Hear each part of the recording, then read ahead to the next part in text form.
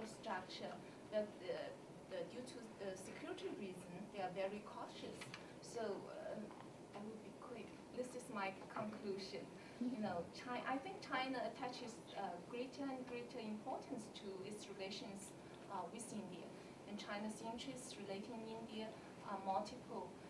But I think the strategic interests might outweigh the economic interests, and economic interdependence, I think, is more a policy tool of China than a driver of China's India policy. And I think China now endeavors to promote a new model of relations to enable, in our State Councilor Yang Jiechi's word, that enables us to advance bilateral ties by accommodating each other's concerns and properly handling the differences.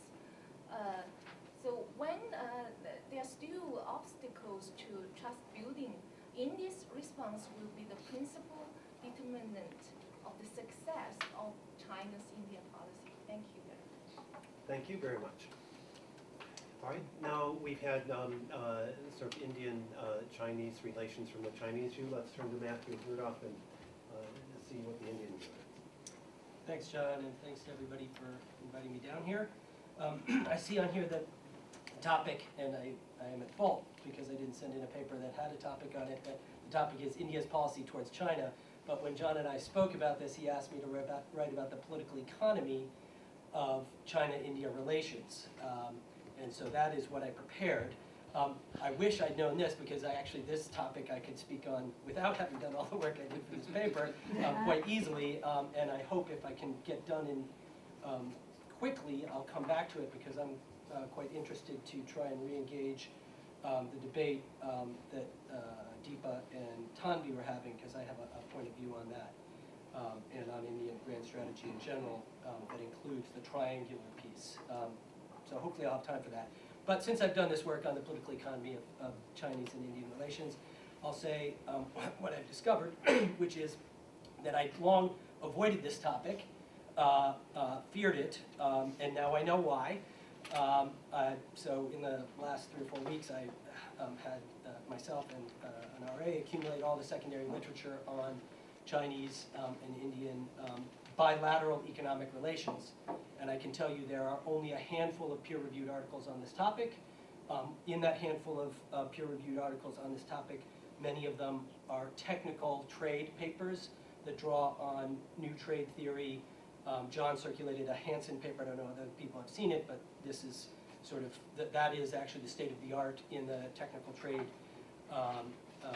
papers on this. And so I was a little bit despairing. John gave me a set of questions that are related to the project, and so I've tried to engage those questions in what I'm about to say. But those questions, which include bilateral relations, the consequences of growing interdependence was one question.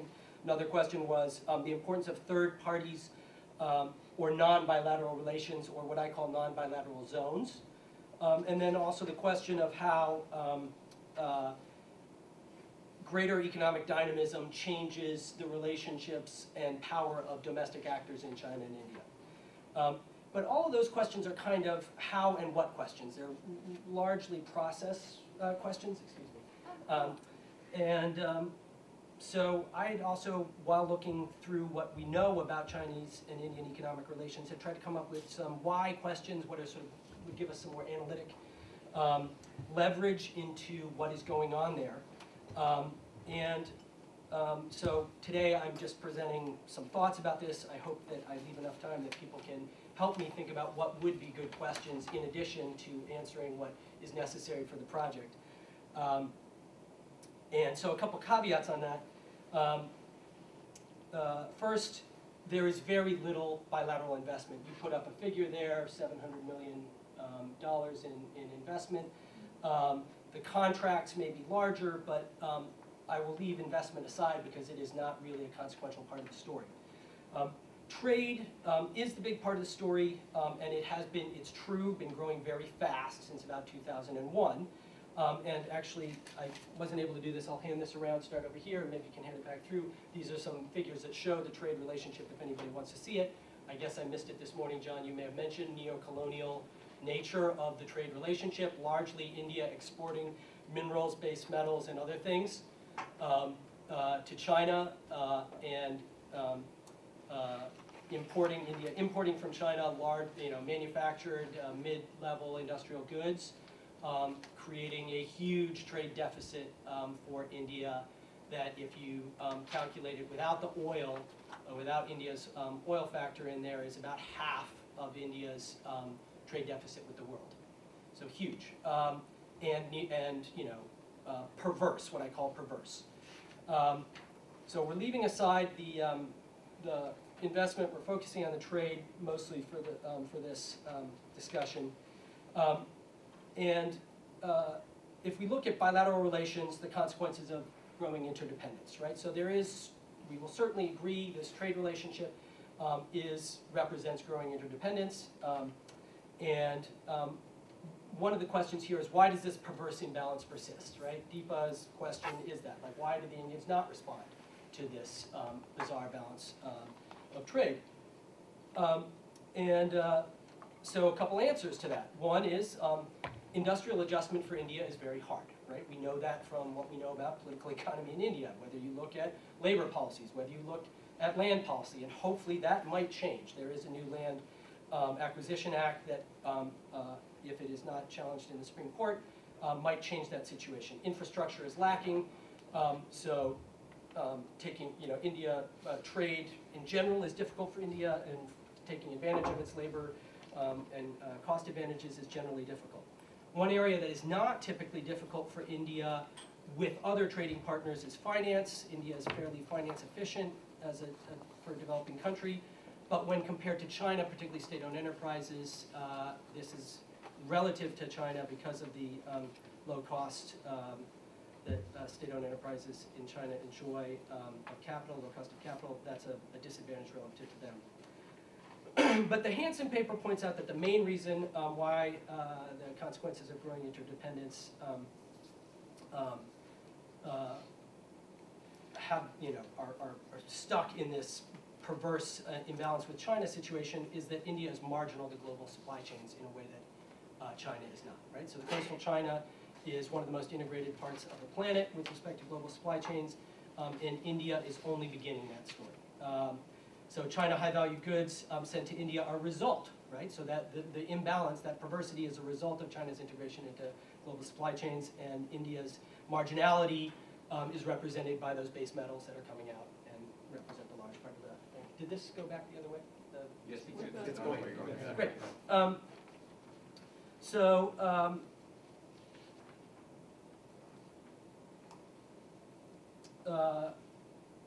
Where India does export high value to China, these are part of India's most externally integrated sectors. So for example, cars, right? Tata sells Range Rovers in Beijing and Shanghai to Princelings.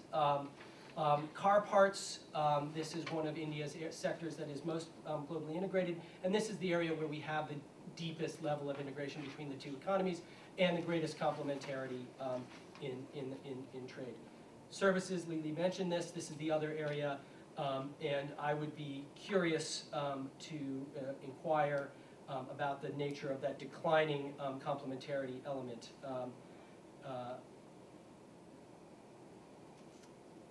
So what else explains the perversity of this trade imbalance? Dale mentioned the Hirschman influence effect this morning, right? So one question is China actually actively cultivating a dependence on the part of the Indians? And the Hirschman effect is that, like the Nazis did with Eastern Europe, the Chinese have done with Taiwan.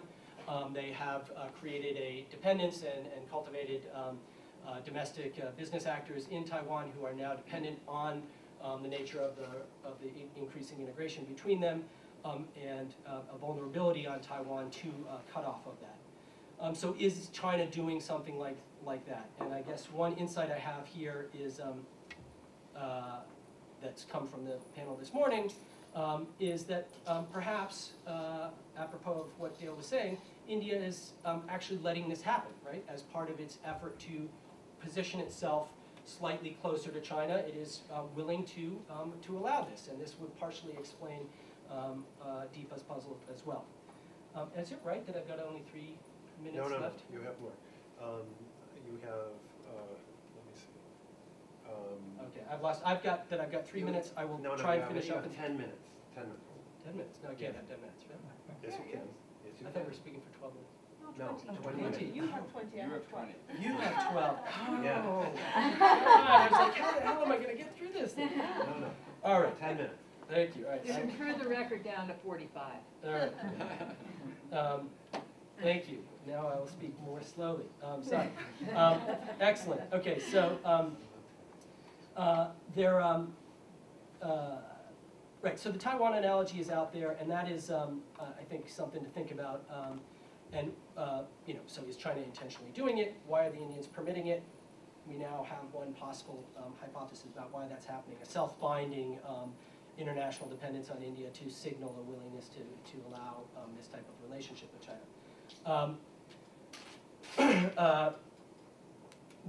Who are the actors specifically that benefit from this in India? The ones who are connected to China. This is the Reliance Company, Tata, Suzlon, a wind power generator, Mahindra with its collaborations in medium-sized machinery, trucks, and tractors. The Sun Group of the Kemka family, and so if we want to think about who are the actual actors that are getting involved with these are consequential actors in Indian domestic political economy.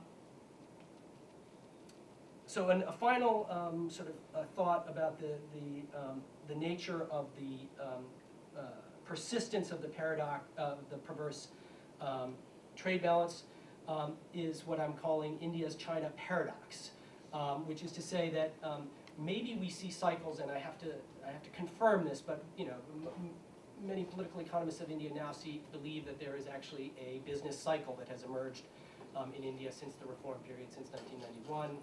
Before that, there really wasn't because of the nature of state control.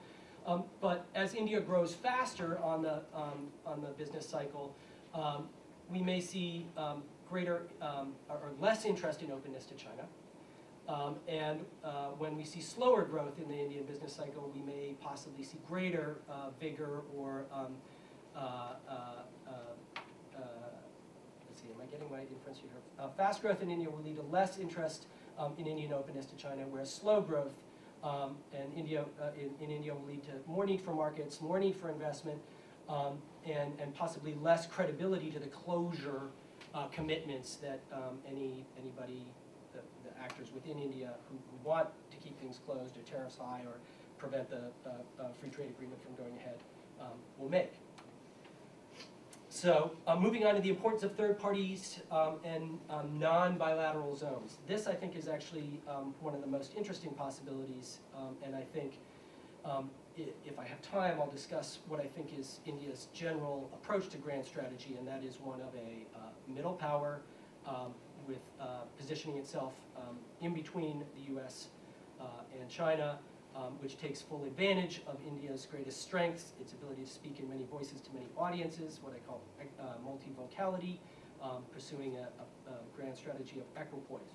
Operating in Southeast Asia, for example, as a zone in between China and India, takes full advantage of many of these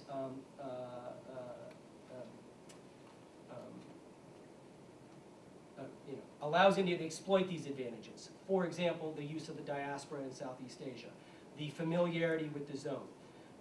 So if we think, for example, about when was the last time Southeast Asia was a vibrant zone of Indian commerce, right? That is on the eve of World War I in 1914.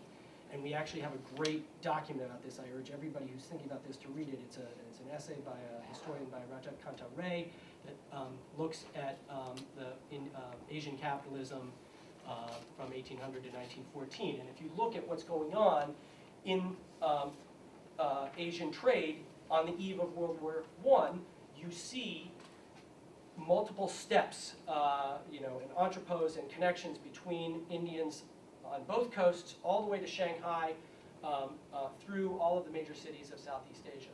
And so I think that if you want to look at where the most dynamic possibilities are for Chinese and Indian economic interaction, it will be there, and that is where the Indians will permit it to happen the most. This also advantages medium-sized firms and India's ability to advantages in the management of finance. Singapore and Indian involvement in Singapore finance today is a great example of this.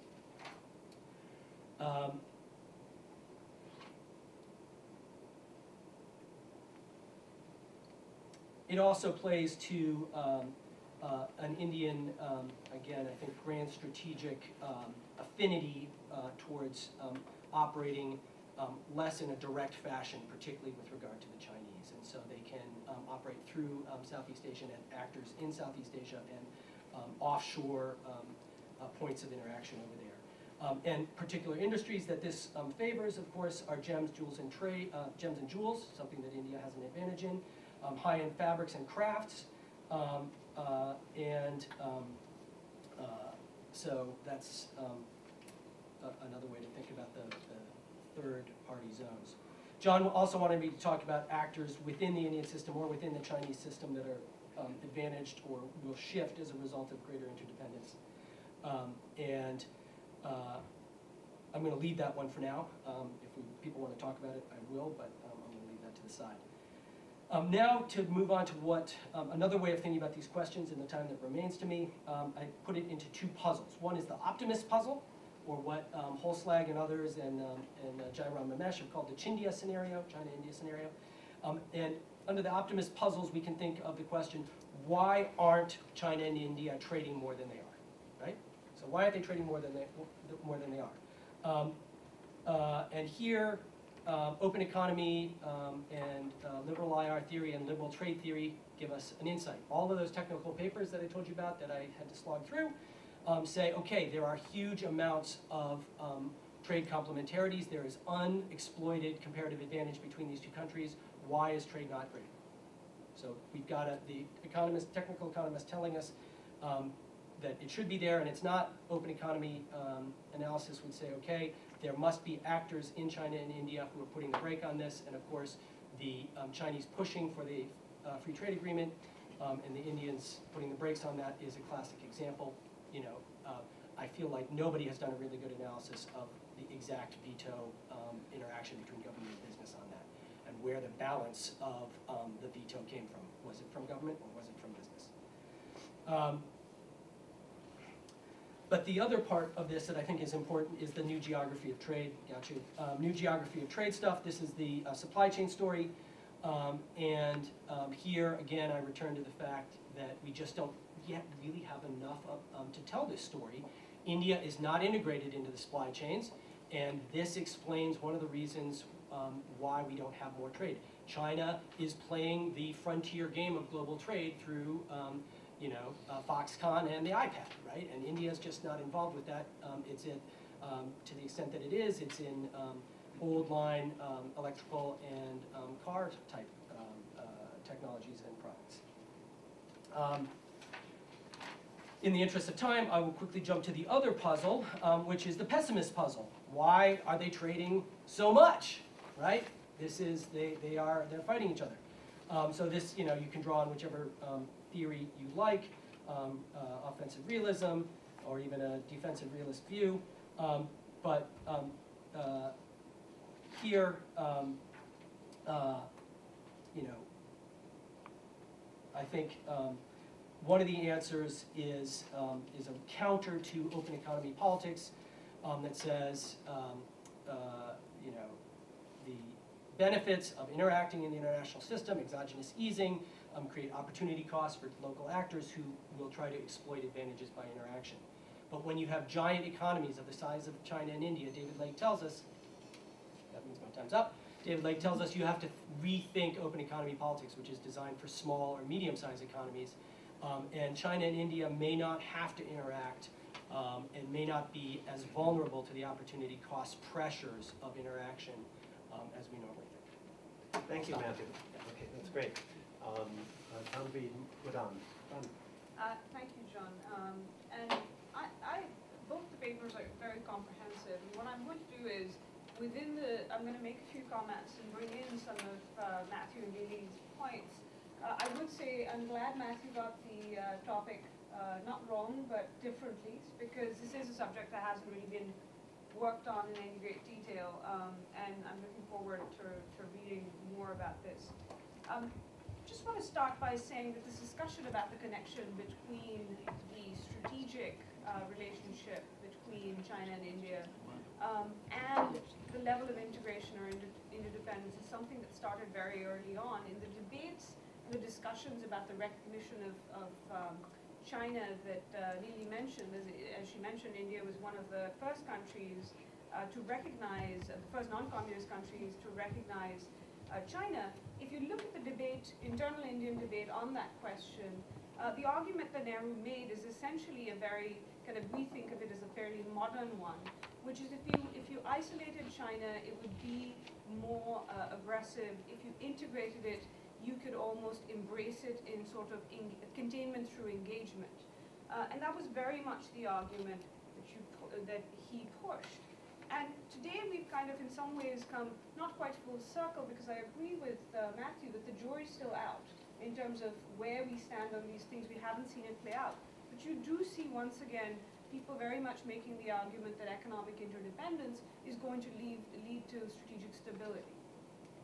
One of the questions that I had about the way this has been framed is, we've talked a lot about economic interdependence, but are China and India really economically interdependent, or is it one-sided dependence? I mean, to a certain extent, yes, the fact that China has more investment in India, or that it's trading a lot, as Matthew points out, the deficit, and Lily points out the deficit as well, this has created almost a one-sided dependence. You could argue that China has almost, should have an incentive, it really does want this to be a stabilizer, to actually try to correct that one-sided dependence. But the question, in terms of the one you asked in the morning, is that offer of investment going to actually lead to that, or do we have to separate the two, and does it have to be on the trade side? Lily, you talked about trade as the stabilizer, and Matthew, you talked about the fast pace of increase in China and India trade. And I think the jury's still out on whether it's a stabilizer. And one of the interesting things is, as you said, China and India trade grew very fast. In the last 2 years, it's actually fallen. And is that a sign of things to come, or is this a blip? Now, you could argue, okay, it's because India's economy is doing badly. But if you look at India's trade with other countries, that's actually increased. So one question is that because there is something along the lines of what you're talking about, some concerns that are leading India to look at other countries and try to diversify its portfolio of trading partners, or is this something specific to problems in the China-India trading case? The other thing that one sees, and again, I think it would be great to have deeper analysis on this, is on the one hand, yes, you've seen it act as a stabilizer. On the other side, the nature of trade has really brought out, it's not actually assuaged fears, it's created new ones. And how much is that connected to the larger geopolitical debate on this subject? And I think so we have to look at not just interdependence, but the nature of that interdependence, the level and kind of interdependence. Is it actually creating leverage? Who's it creating leverage for? So I think the discussion, and I think the project as a whole, could benefit from that. The other thing that I would just point, we've talked a lot about the connection between, when we've looked at connection between the strategic and economic sides, we've looked at how economic interdependence might affect the strategic rivalry side. I think it'd be useful to look at the feedback loop, the opposite side as well. Is the kind of economic relationship being affected by the strategic view that that each has of the other? Lily, I thought, had put this very well, and I think Matthew, you'd like to hear more about it, is that if this is a policy tool, and it's a way of actually creating stability, that would be an interesting way to look at it. I mean, you hear people talking about finding a way to kind of insulate this relationship, the economic relationship, from the strategic. But at least in the last 2 or 3 years, we've seen that hasn't been possible. And one of the things that it's worth kind of thinking about, just in terms of how India sees this, you do see that while the economic relationship has moved along, in terms of the discussion about kind of the concerns about vulnerability that creates, in some ways the fact that there is the strategic problem looming, especially the border crisis, but also other issues, including on the resources side, especially to do with water, there are questions about, is this going to bound the kinds of investment or the kind of interaction that China and India will have. And one of the points, I mean, the part of that debate is, on one side, there is very much the side of it's tying China to India, kind of Nehruvian view that, at least the early Nehruvian views, that this will tie China to India. But on the same side, the question that you see, and this is where the Taiwan example, as well as China's economic relationships and strategic relationships with Japan and other Southeast Asian countries, where Indian officials are watching this very closely to see whether they can see any connection between China using that policy tool, not in a constructive way, but to pressure those countries. So Dale Copeland's point that, China and the US are creating kind of this hub and spoke model. India doesn't necessarily only want to be a taker. It actually doesn't necessarily want to just be part of the spoke, but also have, and I think this is true of a number of countries in the region, so you have to look at not just US, China, but broadly, is how do you actually make sure it's not just top-down, or at least from China and the US, but that it's India shaping the kind of interaction that it is as well. The second, and this is a related larger kind of point, or the third point, is that I do think it's important, at least for this project, the way it's framed, to look at this as a triad, or at least for the papers as well, to maybe address that a little more explicitly. Because, as Steve and others have pointed out, this is not just about the US, India, China, Pakistan and Japan and others are involved, but in the sense of the way it's framed, it would be useful for kind of, in looking at the China-India dyad, is to see where does the US fit in.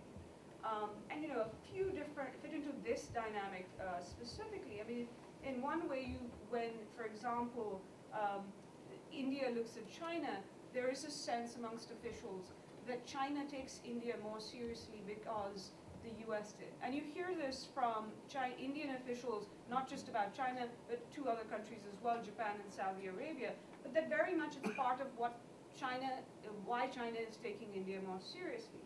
The flip side is you also see Indians believing that the fact that the US view of China has changed to seeing it once again in a rival mode has made India more important to the US strategy as well.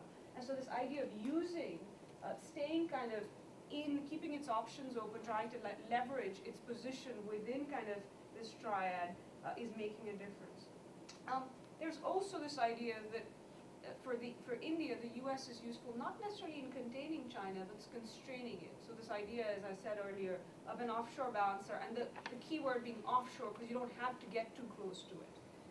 The other aspect of kind of looking at this triad I see is how each of these countries sees, or how India, for example, sees the US-China bilateral. And you can see this playing out in each aspect of the triangle. And just to take kind of how India sees the other bilateral, you can see arguments in India, in part of the debate, is that because of closer Sino-US ties, it stabilizes the relationship, that it does keep China within a system of rules, and China has now got, for its own reasons, being part of that system and will stay in it. Having said that, you also hear the other side of that argument, that a close and a good Sino-Indian, Sino-US relationship and more interdependence between those two makes the US less reliable for India as a partner in what it wants to do, especially if there is trouble with China. The fourth point is, I do think it'd be interesting to hear, and I've seen Matthew's papers, but I think across the board in our discussions today, we've looked much more at these countries as unitary actors.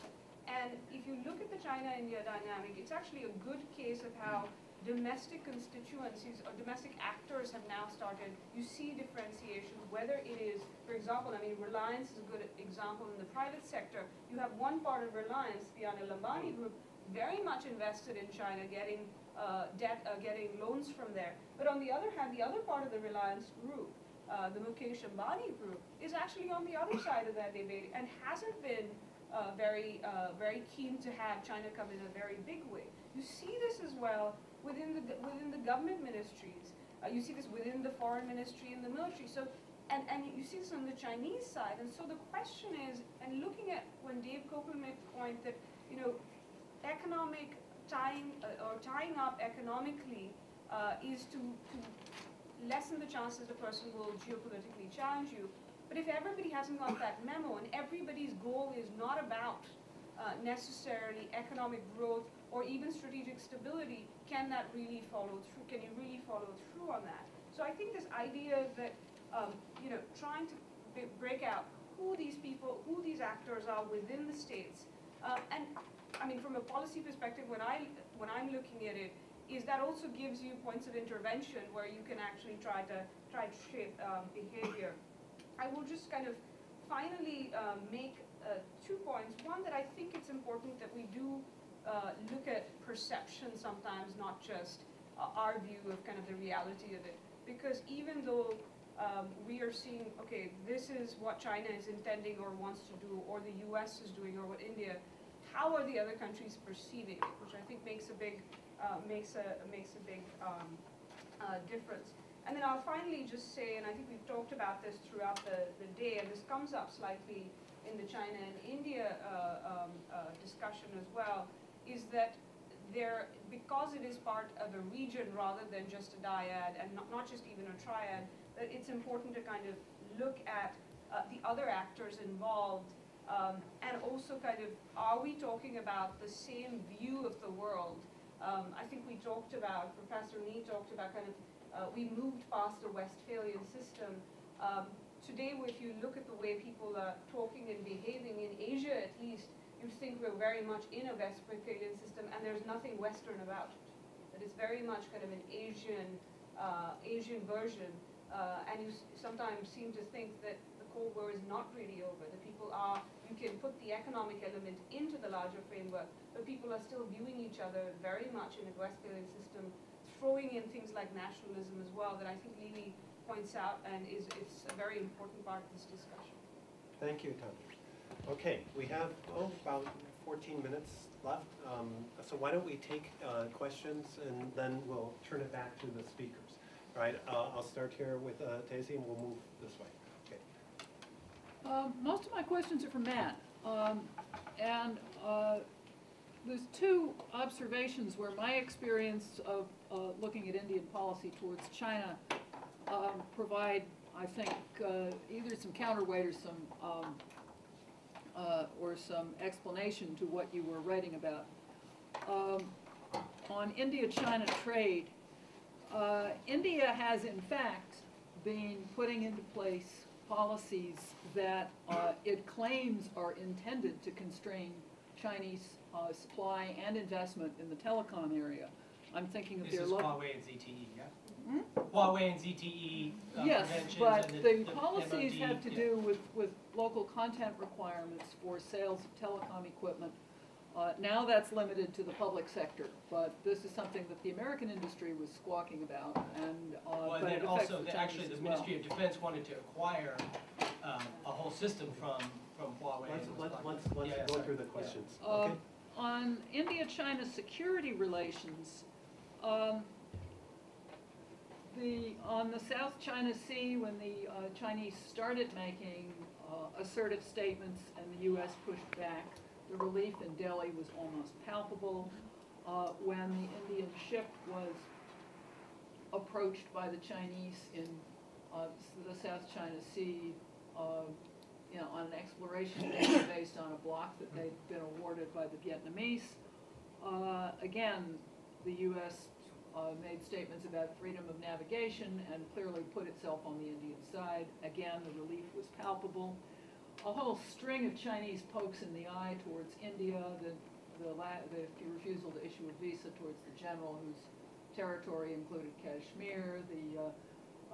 There was a whole string of these things. Every time something like this happens, the Indian government, without actually coming out and saying so publicly, is clearly looking for pushback from Washington.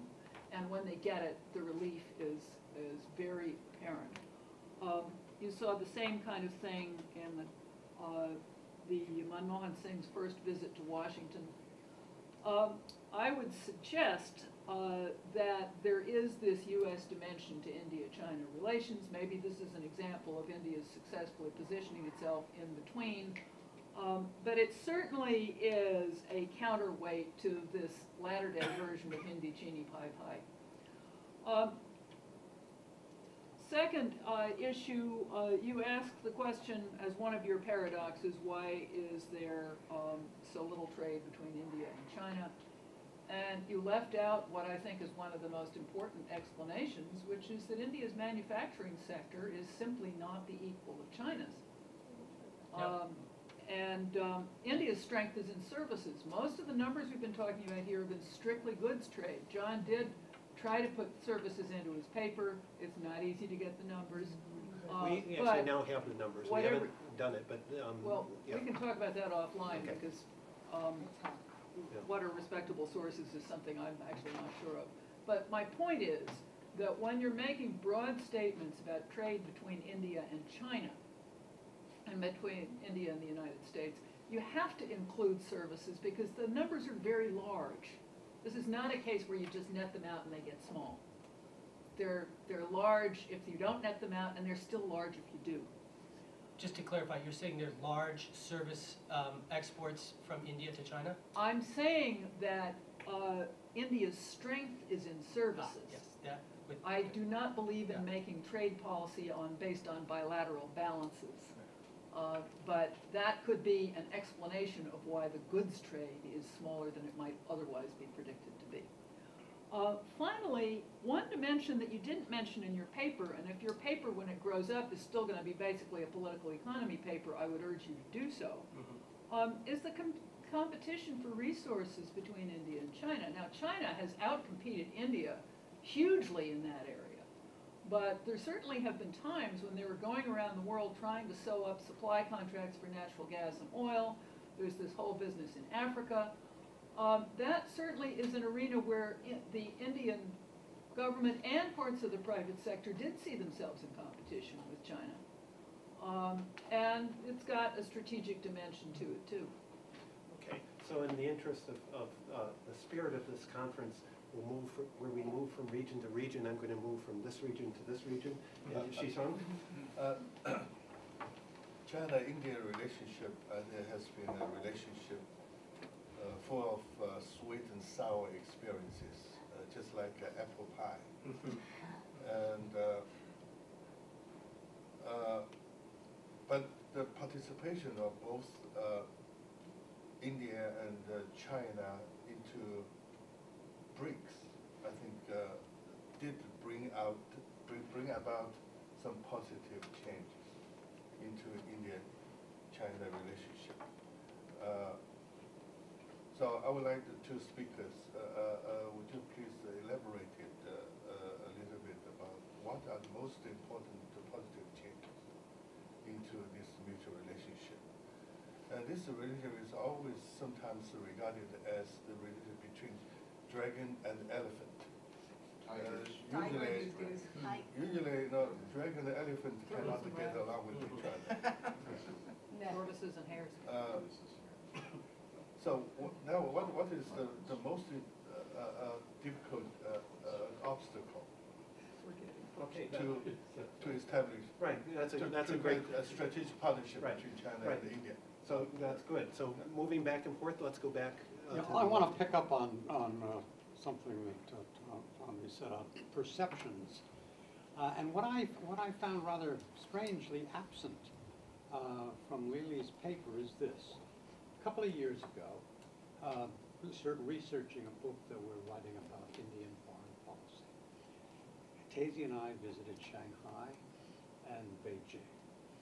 we spoke with 10 or a dozen people, academics, retired diplomats, other professionals, about India-China relations. Without exception, the tone taken by our Chinese interlocutors towards India was supercilious, I think, bordering on condescending. The idea that India could be a rival of China was sort of laughed away. India may have aspirations, but China is way ahead and will be even farther ahead. We kept hearing that, without, as I said, without exception. And I wonder if you could comment on that. Were we imagining things? Have things changed over the last couple of years?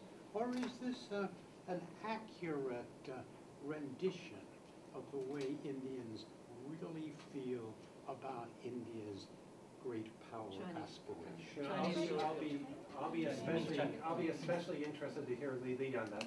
But now I've got Bob, and then I have people. Just a quick, just to add to, I think it was Steve that said we need to think about Afghanistan and Pakistan in this type of equation. And that didn't come up in Lily's very comprehensive view, but the view of what the changes in Afghanistan mean for the China-India relationship. Is it going to lead them to come together? Is it going to lead to frictions? It's such a big deal that I think it has to be considered.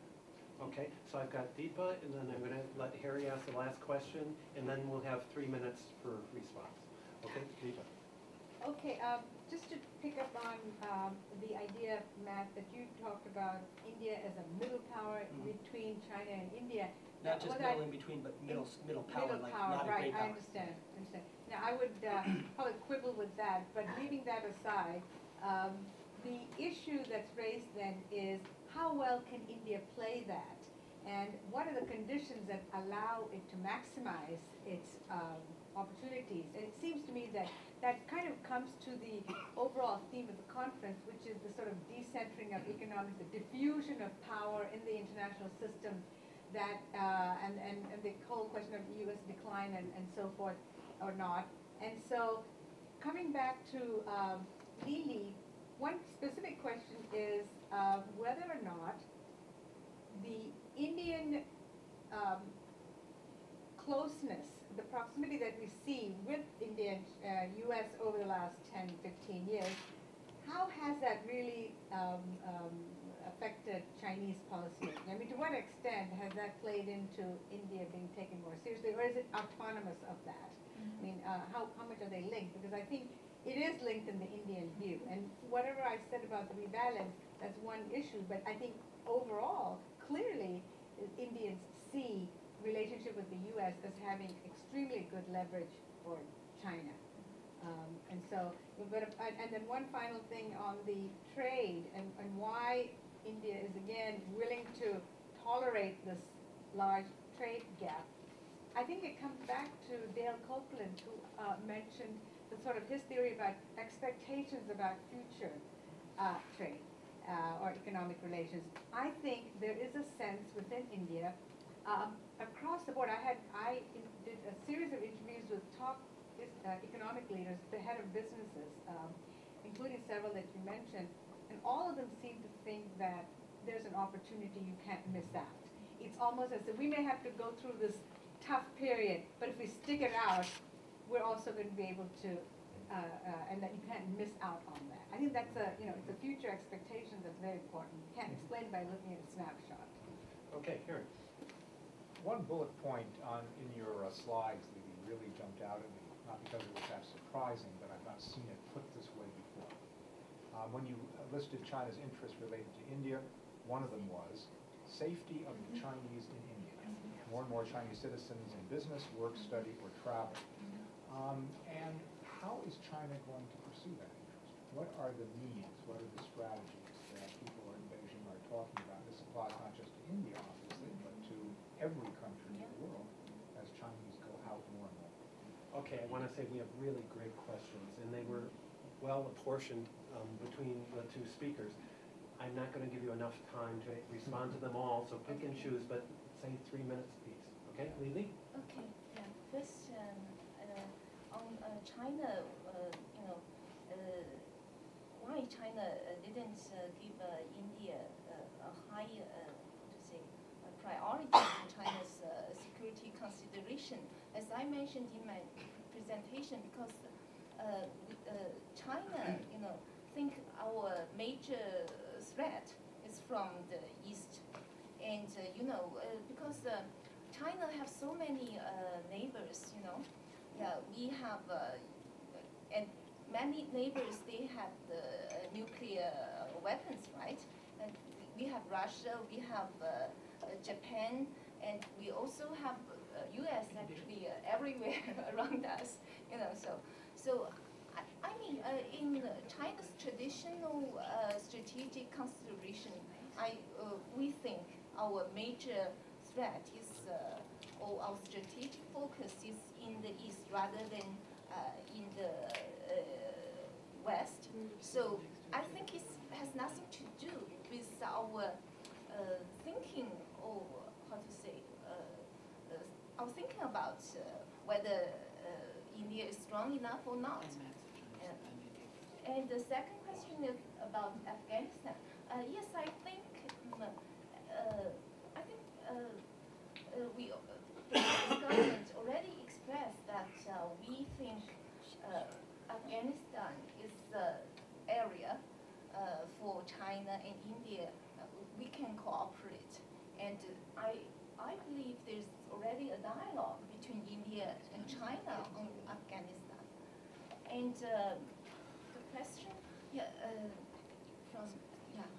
the safety of China's Chinese citizens in India. Yes, of course. I just want to. It's not very specific. I mean, it's general because China's interest now expanded to all over the world. So I just want to identify that it's security interest for China when they deal with the other countries, including India, not specific.